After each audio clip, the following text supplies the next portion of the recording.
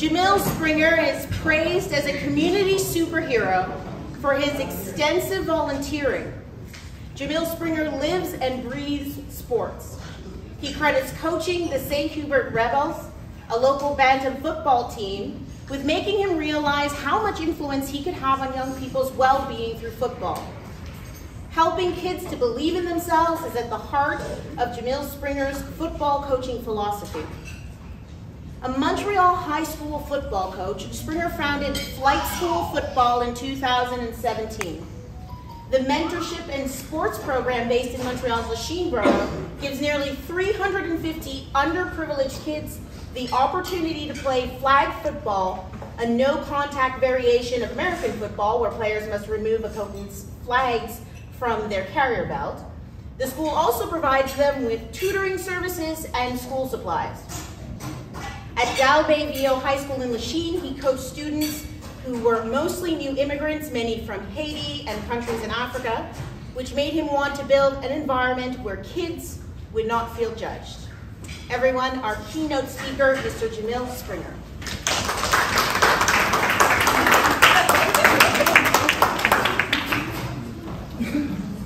All right, well, that bio was actually so good, I don't even know if I should speak at this point.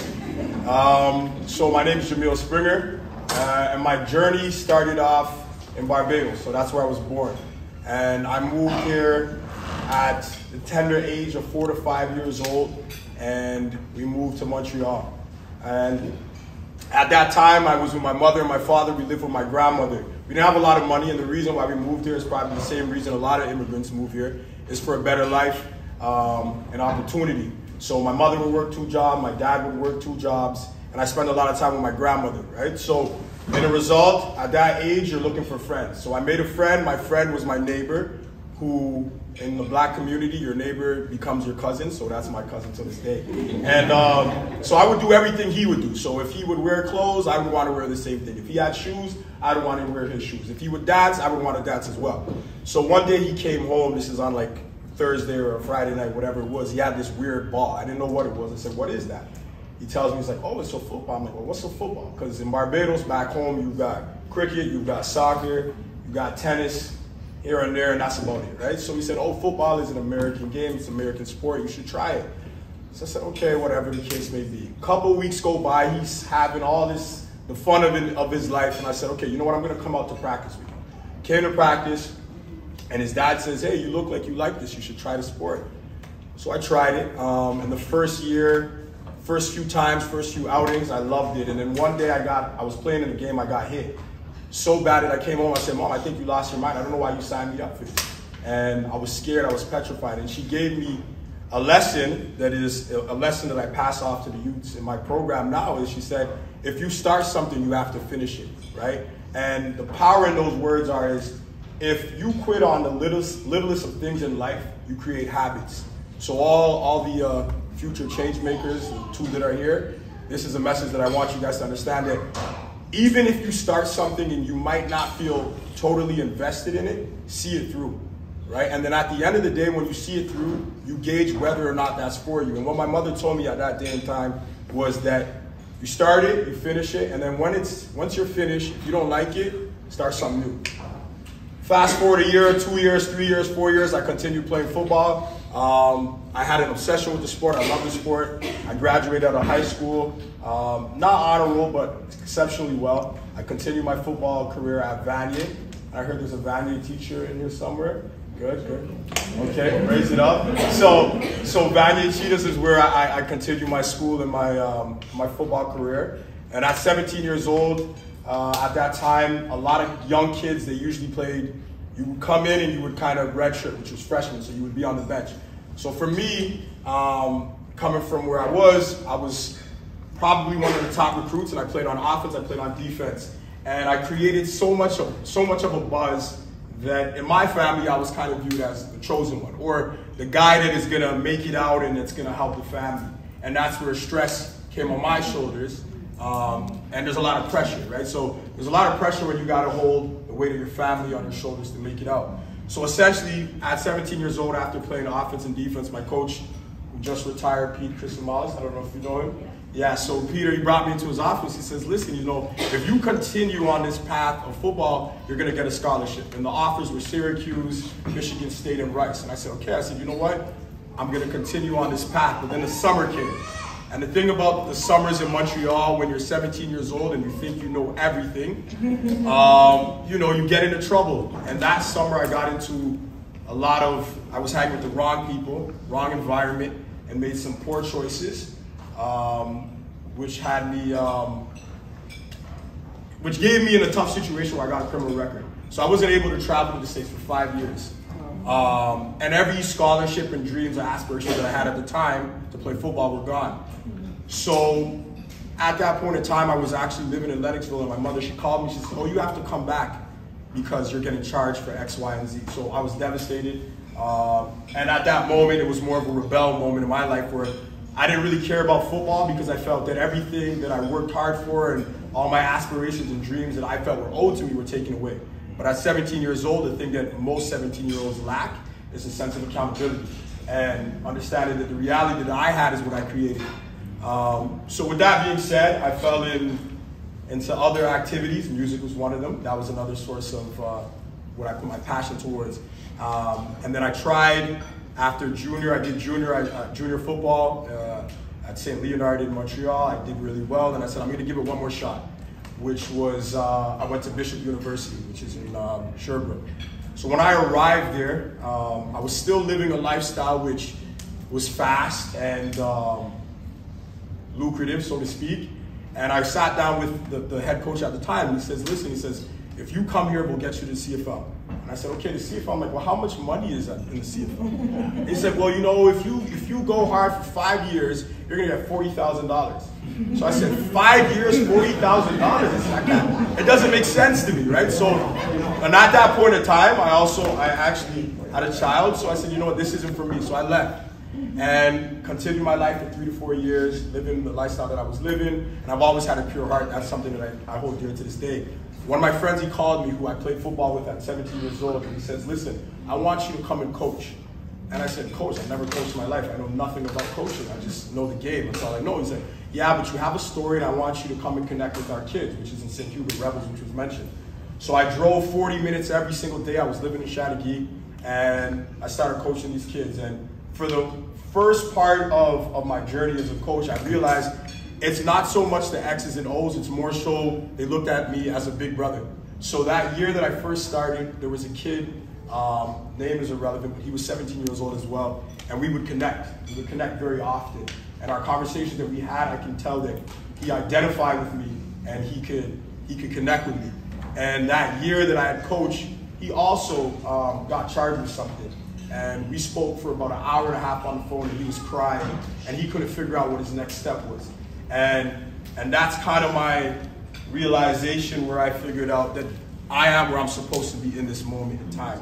And that kid went on to graduate out of Edouard Montpetit, and now he's doing, he's in investing and things of that nature. So for me at that moment, I said, okay, this is great. So I took that, I started coaching Lachine, I started coaching LaSalle.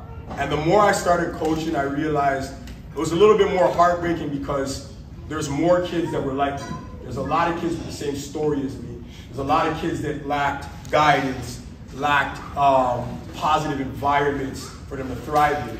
And that's where I said, how do I make a change? Because I was coaching in 2 or 3 different teams, and I'm seeing in different boroughs, whether it's Lachine, LaSalle, NDG, Amber Bay, they're all suffering from the same thing, right? So that's when I created Flight School. So Flight School is a youth program that I've been running since 2017. And I also have a non-for-profit, which is called Un Jeune à la Fois, right? And this program that we built since 2017, like mentioned in my bio, there's probably over 500 kids that have come through our program. And as much as it's about football, it's really about a big brother mentorship, where we're there to help them through physical activity, to work on their mental health, to work through the stress as athletes. We also provide a lot of single mothers with food, because we know it's not easy raising athletes. Every year we do fundraisers for schools, school supplies, equipment, things of that nature. And the thing about us, because it's me and a few collectives, we don't have no government funding. We don't, very limited sponsorships. It's everything through pocket, and it's really a passion project that I hold dear to this day. Just touching on the program itself too. So every year we go to Florida or Vegas. I bring a group of 10 to 12 kids out there. They go to the NFL Pro Bowl, so they meet a bunch of NFL superstars. They go to Disney. When we go to Florida, they go to Disneyland. I never went to Disneyland growing up. I also never met any NFL players growing up. So these are opportunities that we've provided over the time. And in 2019, because sometimes in life, you know, you're on a path, you're on a course, and you'll ask yourself, is this what I'm supposed to be doing, right? And in 2019, I get a phone call on my phone, and it's someone from the NFL. They're like, hey, you know, we're coming to Montreal, and we're doing an event there. We want you to come and see. Come see the event. There's a guest speaker from the New England Patriots. He's a Hall of Famer, et cetera, et cetera. I said, yeah, okay, I'll come through. I'll see what it's like. And he says, okay, but we want to get involved in the Montreal community. So I'm like, okay, well, what do you have in mind? He said, well, we want to connect with the grassroots of Montreal. So at that time in 2019, actually Tracy's son played with my son, tackle football. And I said, you know what, why don't you guys come to St. Leonard at one of the kids' football games? And at that moment, we got the NFL Pro Bowl player, the cheerleaders from New England Patriots, a bunch of reps from New England Patriots come to the game, they interacted with the kids. So it was a very big experience, not only for the kids, but also for the families that were there.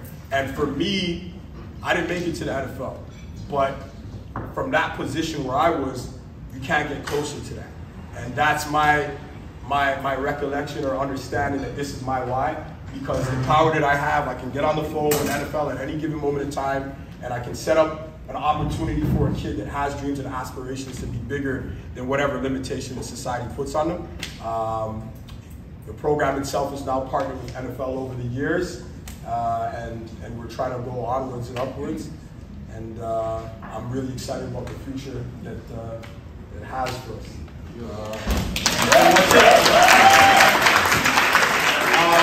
And lastly, I know there's another change maker in here. Right there, so shout out to my other change maker in 2022, CBC. All right, thank you guys for the time. Thank you.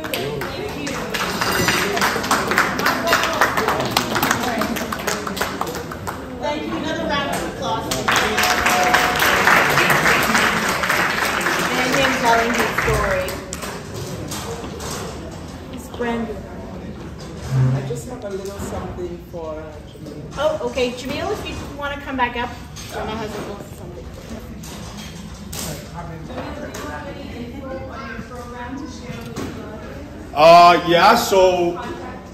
So contact-wise, our website is Flight School Football, Instagram Flight School Football, Facebook Flight School Football. Trying to think if there's any, we don't do Twitter, but any one of those social media, you can reach out to us, and we'll get back to you. So if anybody has family members, kids, or anybody that wants to give back to the community, you can reach out to us. All help is welcome. Yes, young man. Yes, you mentioned, I'm a very old man. It's all in the heart. You're young. You mentioned that you don't have any government funding. Yeah. Is that because you made a conscious effort not to get government funding, or? To be honest, in the beginning, yes, but the correct answer would be lack of awareness. So to be quite frank with you, I never knew you could do that. I just knew I wanted to make a change. I didn't want to wait. And so in life, you can wait and it won't happen, or you do it yourself. So as I progress, people have mentioned, oh, you know, you can have, through the CVC, they mentioned certain things that that I could apply for. Still don't know how to do that yet. So, yeah. So if anybody does know, please reach out to me, because I'd love to sit down and talk. Just have a little something on behalf of all of us. Amazing. Thank you so much.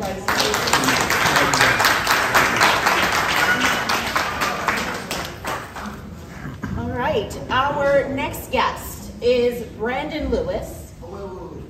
There was the time was asking some questions. Oh, sure. You guys are giving me I'm sure. You're making me exercise. Even better. All right. Even better.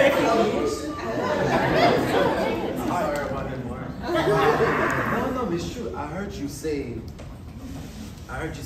that was the closest part of your life you can be close to NFL players, and you never even what these things that are looking for the kids and all that. But who told you that was the closest thing you can, like, who told you that was the biggest thing you can be closest by? So then, quick question. So the clarity behind it means I can't physically play in the NFL, but it doesn't mean that I can't have the same impact as if I were to play in the NFL. That's what it means. I'm 33. Jesus age. I think you can put more. You know, I'll give you this. Listen, I'm the best of myself at 33. I'll tell you this. I believe you can do more, man. No. You could? What? I have 3 boys. So I have enough joy watching them run on the field that I know it's not for me anymore. I'll pull some. You give up. I understand. You give up. No. I aim differently. I change the course. Right? Because look, we all have the same destination. It doesn't matter if you go A, B, C. As long as you finish on Z, you're good. That's right. That's it. That's it. We didn't go to the NFL. The NFL came to you. There you go. I'm going to steal that slogan. That might be a caption. Yes. When it comes to funding and finding money, there's a lot of places where you can go for that, and I can help you. Thank you. That's brilliant. I'll definitely take Thank you. Yes, sir. Please impressed with all the damn good work you're doing that can come back to the community. This is the first time I'm hearing this program. Yeah. So where we fall as the people to let people know how the good work that you're doing. Because if you keep it to yourself, at one point the rest of the community can support you. No, you're very true. It's very true. How can we go about getting it out there?